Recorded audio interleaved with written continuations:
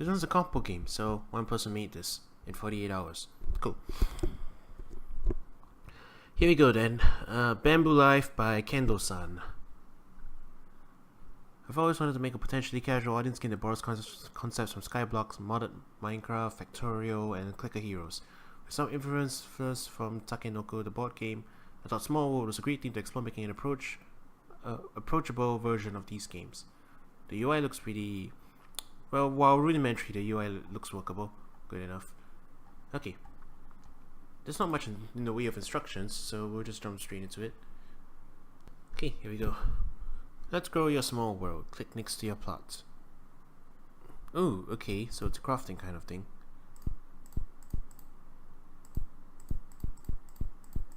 You found a bamboo seed. Click here to select it. Plant the seed in some dirt. Click the bamboo to make it grow faster. So I got another seed, you can plant it.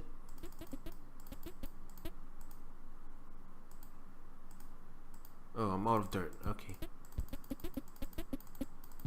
So this is kind of like an idle game, I guess. You just make these things grow. You can use the shovel to remove an item. But I don't want to do that right now. You've unlocked uses for your bamboo. Try it out. Panda.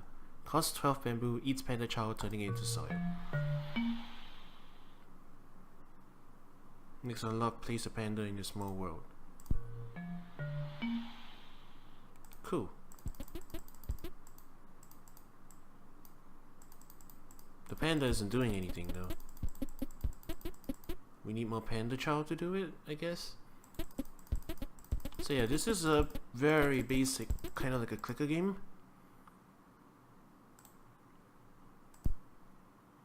Okay, so the panda is gnawing the bamboo.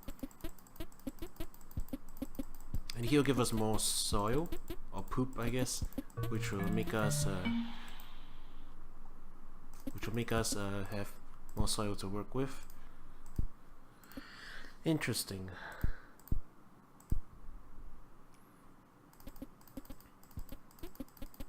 I'm gonna manually click for now to accelerate it and get more bamboo. Our next unlock is at 2 pandas. So you just gotta get enough bamboo. Flooring costs 2 bamboo and it's a nice way to expand your small world. We need more panda chow. So put one out here. Can't have more flooring, so put one over there. I can see this game being a nice long form type of game. It's a rather slow paced game, but you know what? It's interesting. Have these 2 koalas. Travels of a trusty backpack and turns your bamboo into panda chow in the direction faced. Is that so? Let's get enough bamboo to try it out then. I think we need to get these things first. So we've got ourselves a nice little system going on here.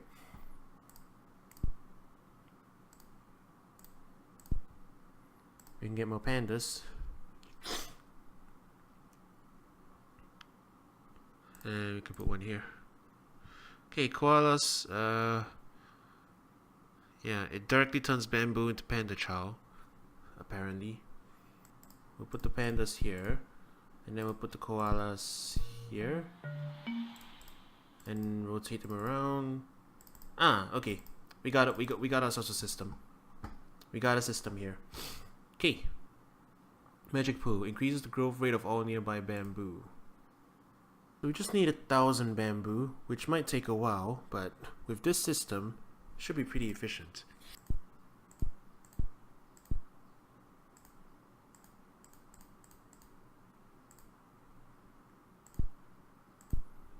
And this shall be known as Trophy Island. We can afford the trophy now. Let's go. And thus, this is Trophy Island. And hey, we did it. We won. Thank you for playing Bamboo Life. Yeah, thank you for making this game. Alright, that's enough messing around with this. I'll get to judging now. Fun fact for this game. It's a nice, relaxing simulator kind of thing. Idle game, basically. It's pretty fun, you know. It may not be the fast-paced action kind of fun, but it sure is the relaxing idle game kind of fun. And I played quite a few idle games, and this one's pretty well developed. Especially since you gotta think out and maximize your building. I really like the concept and the gameplay core structure. It's a 5 for me. Innovation's pretty high too. I like the combination of like idle stuff and crafting stuff. It's kind of like in games like Terraria or stuff. I think Minecraft, I don't know. It's kind of like if you make a farm in those games and you want to maximize its efficiency and then you just kind of wait there for stuff to come. It's kind of like that. So I'd say innovation's a 5. It's pretty creative and everything. I like it. The it's mentioned and you kind of are building it. So yeah, it is a small world that you're working on. I'll give it a 4. It's not quite as blatant or creative as other ideas, but since you make it and stuff, I'd say it's a pretty good execution of the theme. Graphics wise, they're rudimentary. They're nothing special to be honest, and the UI could use a little more prettying up, but it's a very basic thing, so I'll give it a 3 in graphics. Humor, I guess it's not particularly funny, other than the poop. So I'll give this one a 3. It's got a couple jokes in it, so yeah. Mood wise, sound effects are cute, squeaky, kind of stuff. And it's rather relaxing. There's no music of any sort, so it's nice and calm. I wouldn't mind having some like elevator music of sorts, perhaps. But other than that, it's a pretty well put together mood. I'll give it a 4.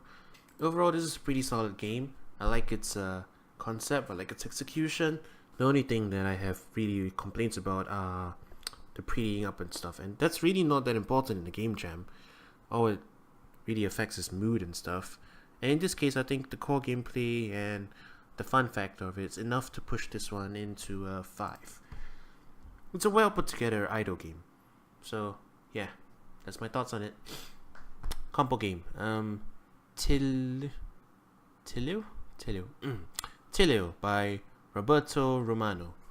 This game was made in 32 hours. There was a mighty gameplay fast, and I'm proud of it. Arcanium was a righteous god, until the day the inhabitants of this world instigated his wrath. Everything had been devoured by the seas. It was too late.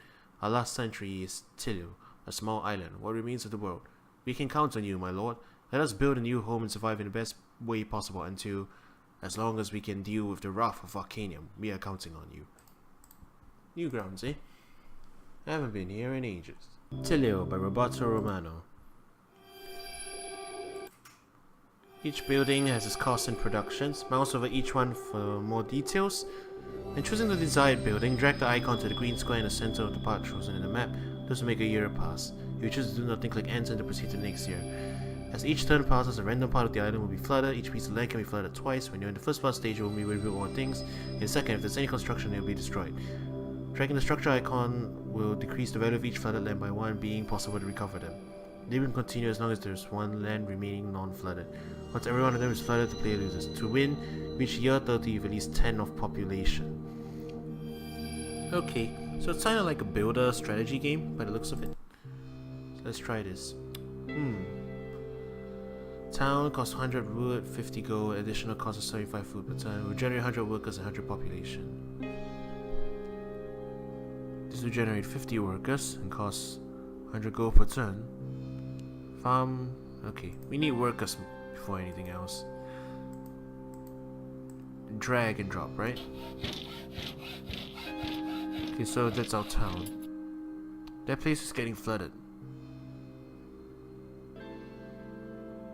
We have enough wood and enough gold to elevate that, right? Okay, we need more workers. So this will generate 100 gold per turn. So let's do that. Ah, I see. Okay, I see how the game works. So on each turn, a random terrain will flood. We can elevate the stuff. Otherwise, but if one of them floods per turn, Won't we just end up rotating these around pretty randomly?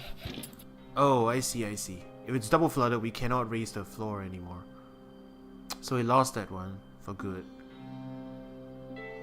It's a mine, so we need a farm.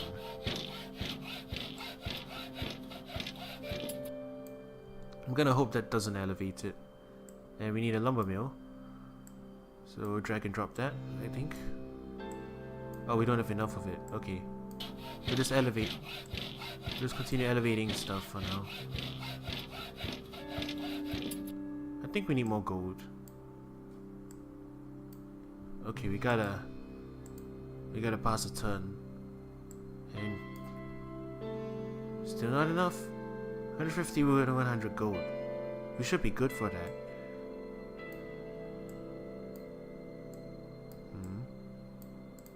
Are we out of workers?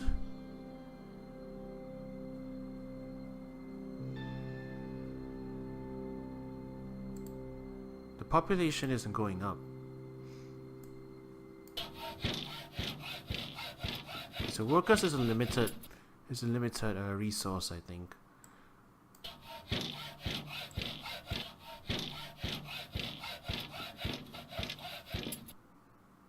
Okay, let's get a lumber mill going. Oh, we need 150 workers. I think we screwed up the strategy. Whoops. Well, we've nearly made it. Well, we made it to year 30. But our population is 0. 24, 25, 26, 27. 28, 29, 30. Yay, we did it! So the slag fought against the power of my tides. Very well, I will give you the peace you seek until you instigate my wrath once more. So the slag fought against the power of my tides? Okay, I think this is the victory screen. I kinda just messed around until I stumbled into a solution, I guess. It feels like this is a game with a single possible solution though. Alright, let's get to judging. Okay, let's see. Fun factor. Well, to be honest, maybe I'm just a little bit dumb, but it kind of feels like the thought process between the thing is a little bit, well, that way, let me think of how to put this. The game presents its rules in such a way that making strategies feels a little tricky. Think about it this way. The resource management between the different things all drain at different times depending on what objects you place on screen. And every turn the territory floods. And of course you need resources to stave off the drowning. But you need to generate resources by having land by preventing it from drowning. So you kinda like end up just trying to find a single solution to keep a balance of resources until turn 30. That's basically how the game goes. So there's not much replayability as far as I know. Once you find one winning strategy, you win. So it feels more like a puzzle game than it does a strategy game. You just find one solution and that's it. So as far as fun factor go, I have to say it's not that fun for me. I'm sorry, but yeah, it kind of feels like you just find that one solution and that's it. So that's a 2. Innovation. It's a resource management game with territories and flooding every turn. It's alright, I guess. We'll give it a 3. Theme though. Small world, god attacking the thing. Yeah, that's a pretty good execution of the theme, that's in my opinion. Graphics are rudimentary, but workable and passable. I'm not sure about the pictures of the gods or whatever. If it's made, it kind of looks like a photo manip or something. We'll give graphics, in-game graphics aren't that good though. They're very simple, rudimentary stuff, which is fine, but graphics can be simple, but they have to be cohesive, you know? Kind of like make a general feel of a certain game. Like Atari games have low, like their pixels and blocks of colors or whatever, but because everything's a pixel and a block of color, then the game is cohesive. Here we've got high res text with low res stuff, the icons and everything, so it's kind of like not really that cohesive, as in my opinion. So graphics will be a 3. Audio's really good though. The sound effects and the music, very atmospheric. So give the sound a 5. And the mood, well, I'll give it a 3. The music and the sound effects do a really good job of putting you onto the islands and stuff, but the graphics kind of take you out of it. That's in my opinion. So overall, this game was interesting. I probably wouldn't play it again though. Fun fact, probably good for your first try, and after that, that's about it, I guess. Overall, I'll give it a 3. Protect by M1 and Cheeslow. A 16-bit chiptune rhythm game with original music, all made in 72 hours.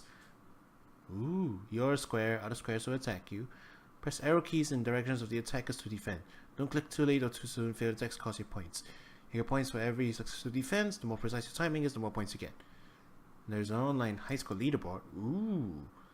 Thought process: a small world that needs protection to fend off attacks from one direction. It's a world, word, 16 bits, retro style game. That's pretty interesting. Gotta change lock here. You can play it on mobile. Cool. It's a WebGL game. Okay. Gotta wait for it to load. So okay. Right then. Here we go. Protect by M1 and Cheeslow. Use arrow keys to defend. Left, easy, right, hop, and up for leaderboard. The leaderboard's still there. Okay. Left and right switch to levels. Cool. Cool. Okay. Let's try easy first.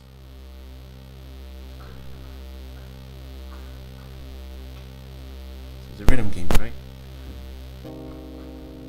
Oh, the hit zone is the yellow circle. Got it.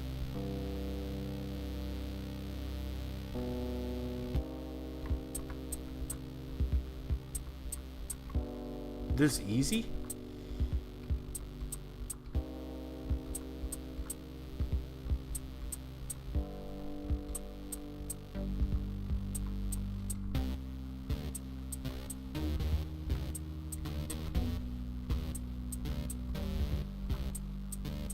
The music's cool though, I like it.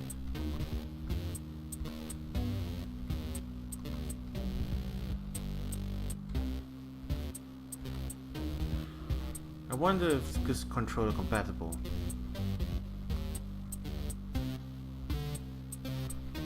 Oh, no harm trying. I'll get my controller in the next round.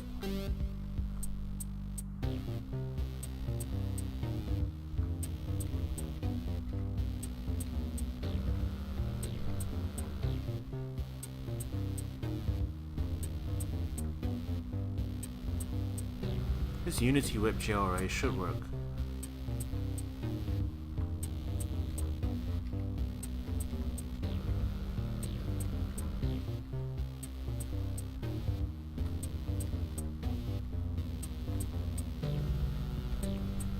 Multiple buttons.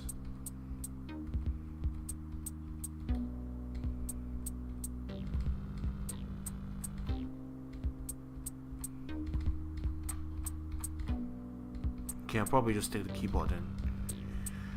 Okay, as a rhythm gamer, the things I'm gonna point out is probably gonna be pretty pedantic, but yeah, I'll just go ahead then. So first off, there's no bar lines, so it's a little hard to judge just by distance, especially since they're coming from all directions. So it's a little difficult to tell like where exactly on the beat they are until you hear the music and after it passes by.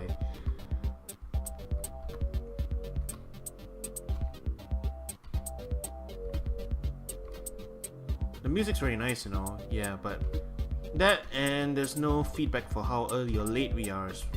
Some rhythm games will at least like tell you with a little point indicator on top of when you hit the notes. There you see, I couldn't really tell when on the beat those were until you get used to it. And also if you don't know the song, but I guess that's sight reading for you. Yeah, see, I can't tell how many notes there are there because they're all red circles and they're overlapping.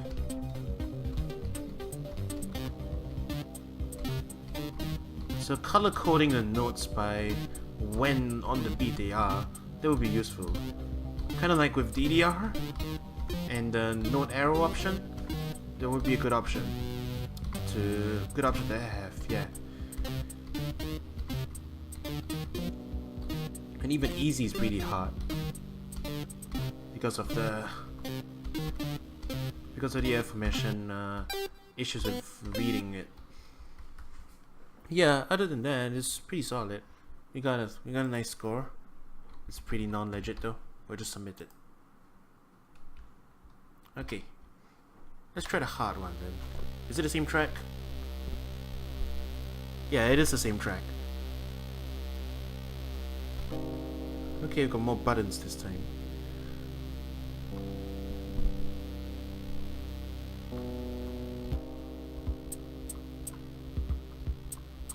Or is this a different mix? It might be a different mix.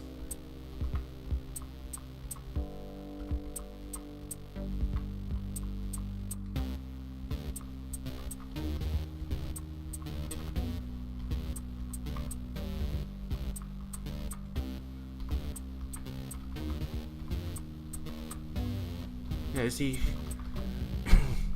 when you have simultaneous notes, you gotta show a way of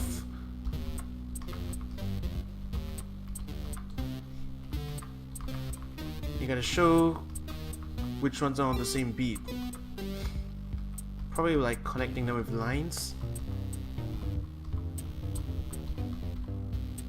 That will make things a little easier to read. Plus, a lot of these things right now are kind of like just frustration stuff.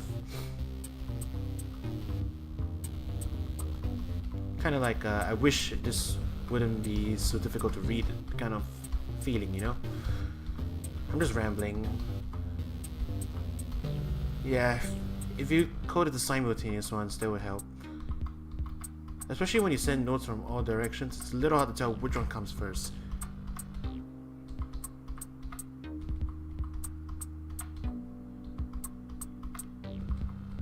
Basically, give me a little bit. See, I cannot tell which notes are simultaneous in here. And I cannot even press when it's empty. Yeah, I can't even read this. I have no sense of what just came over there.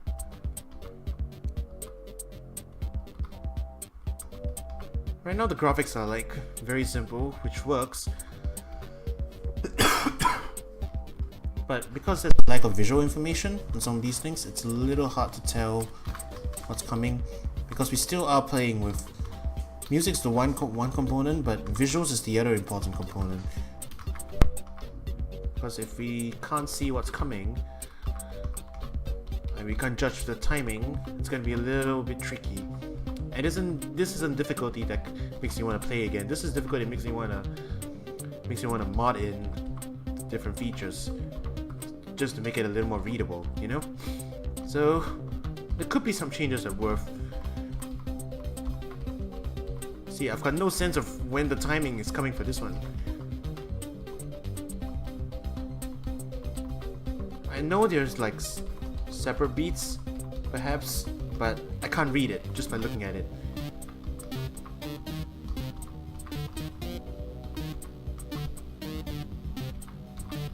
See, those two are not simultaneous.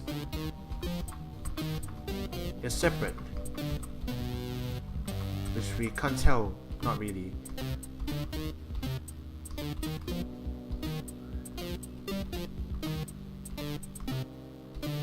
Like, the only way I'm gonna be able to play this properly is by memorizing the chart. Which is like, no man, we're not gonna do that. Oh well. You see, my totally non-legit score gave me rank number 2. Granted, not a lot of people have played this probably, but still. Okay, on to judging. Fun factor. It's a rhythm game, 4 directions coming in. It's once you figure it out, it is really fun. But there's a couple of things that hold me back from fully enjoying it, because there's some frustration factors from lack of quality of life stuff. So overall, I'll give it a 4. I'll elaborate a little bit more on that later.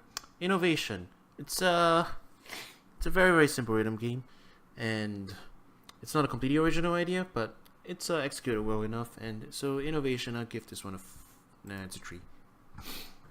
It's not completely unique, but this rhythm games is one area that it's very difficult to come up with something that's truly original or like very fresh. Gotta rely on like a lot of its presentation to make it fresh. Right, theme, small world. I see your reasoning, but word to word is a little bit of a jump there. It feels more like wordplay than it does interpretation. I'll give this one a 3? 4. I'll give it a 4. Kind of like defending your small world or anything. Actually, no, it's just a 3. Because in game itself, it just feels like a rhythm game. The world defending part doesn't really come across. That's my feeling. So yeah, graphics wise, it's very rudimentary, but everything fits fine. This has a cohesive style to it. So even though the graphics are rudimentary, it works okay. I'll give it a 4. Audio is the audio is a good one. That music track was pretty good, and yeah, humor. It's not really a humor game, is it? This won't really affect your overall rating. It just won't rank you in for humor, I guess. And mood's fine. It's got that old retro game kind of aesthetic, and the graphics are simple and everything. It sets a mood for like a retro style rhythm game. It works fine. Overall, I'll give this one a 3. The reasons being, it's a rhythm game, but there's quite a few things that don't really come across well to me. First off is, lack of visual feedback, because all the notes are just red squares and they're just coming in. There are no bar lines to tell you how far into the song they are, and it's visually confusing to tell where the notes are coming in simultaneously, or they're going, like, say, left, right, left, or up, down, up, because they're all red. And particularly on the faster beats, when you have some of the notes overlapping, it just becomes a longer red rectangle, so you can't tell how many squares are hidden in that.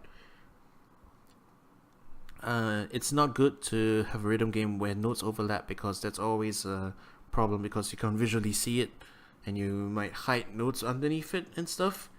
So that's a problem. Color coding the notes will solve the problem, because that will straight away give us more visual information to work with and be able to work out what note's coming next and everything. Bar lines are a nice addition. You don't need to put them in, but a lot of rhythm games benefit from having that. And combo counter, and the score's there, but a combo counter would be good, and as well as maybe score pop-ups from hitting the note itself. It doesn't have to be a number or anything. You can just have the flash of the color be different. Just some visual feedback that we're hitting stuff on the beat.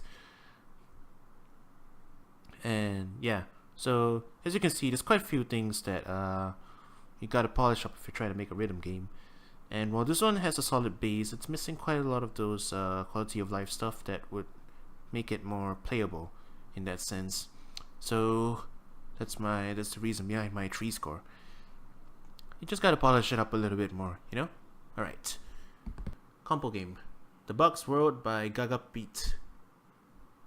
The Bugs World is a primitive real-time tactics game about bugs. I mean, literally with bugs. Maybe I should write insects, but that would destroy the pun. The game is meant to resemble the world as experienced by its smallest inhabitants. Okay, sounds interesting. Game includes 3 levels. To win them, you have to defeat your enemies' bugs. When bugs of different teams get close enough, they start to fight. Let your bugs collect food to allow your nest to produce more bugs.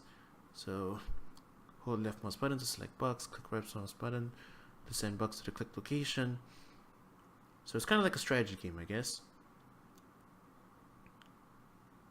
Hey, hold the right mouse button to drag the camera.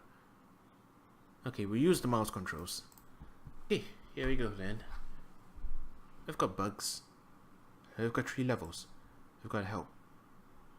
Okay, let's try the first level then. Where are my bugs? Things are a little confusing.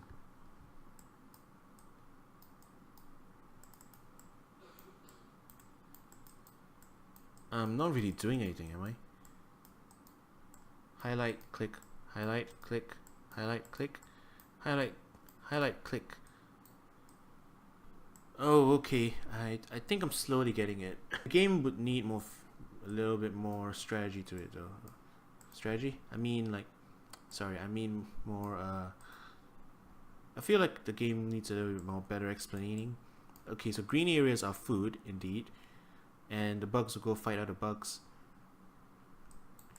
And because we can't see whether the bugs are highlighted or not, that's the problem. So okay, I highlight these guys and I move them over to this food area. But I've lost because it goes too fast. Okay, select these, move over here, create more bugs, and pick up food.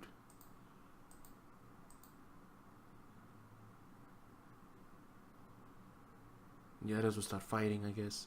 They're stealing our food.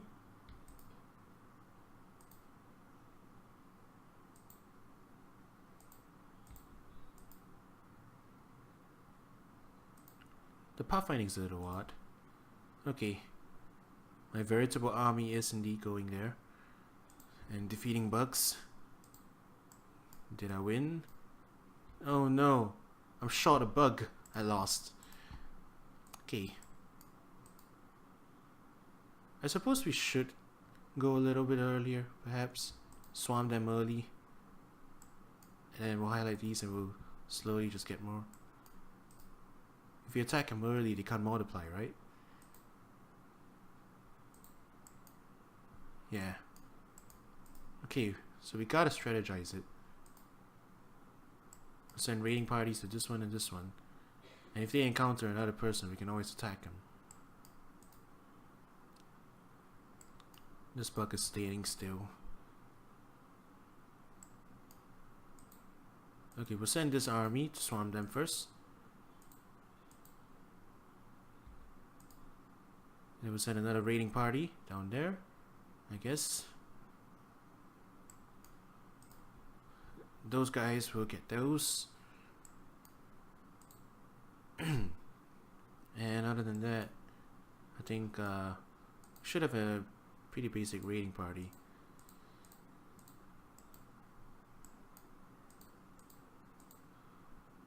Except we're outnumbered again. You tell me to try harder, but I don't understand this game, honestly. Not that well. Okay. I think I got a general idea of how the game works, but it's too difficult for me. It's a little bit too confusing or difficult for me. I can't really figure things out. Okay, on to judging then. Okay, judging. Fun factor. Well, once you do figure it out, it's pretty fun. Trying to balance out your resource management and then like moving around to attack. I'll give it a 4. It's probably more in-depth strategy that I can't quite figure out. The only issue is that I like a bit more visual feedback because I can't tell which bugs I've highlighted and what they're doing, you know, so it's a little confusing visually. Innovation wise, well, it certainly does seem very interesting. The core engine, the gameplay, pretty cool. It's kind of like I'm not sure what I'm thinking of, but there's a genre of games that are pretty similar to this. So yeah. Then theme wise, you say it's kind of like from the point of view of little bugs, sure, but everything's kind of abstract right now, so it doesn't really come across in gameplay. That's what I gotta say. And graphics wise, yeah, because everything's simplified, it's a 3. So overall, I won't be too hard on this. I'm sure the game is winnable, but I just can't do it. But the lack of visual information from highlighting it, there's not much of a UI either, so I'm not really sure what I'm doing most of the time. So lack of information, you leave the player in the dark quite a bit, and difficulty might need to be adjusted down a bit, because right now the computer's just executing everything with like perfect efficiency and all that. So overall, give this one a 4, I guess. I think it's well put together, but there's quite a few things here and there that could be adjusted up and down. So that's my thinking. Okay,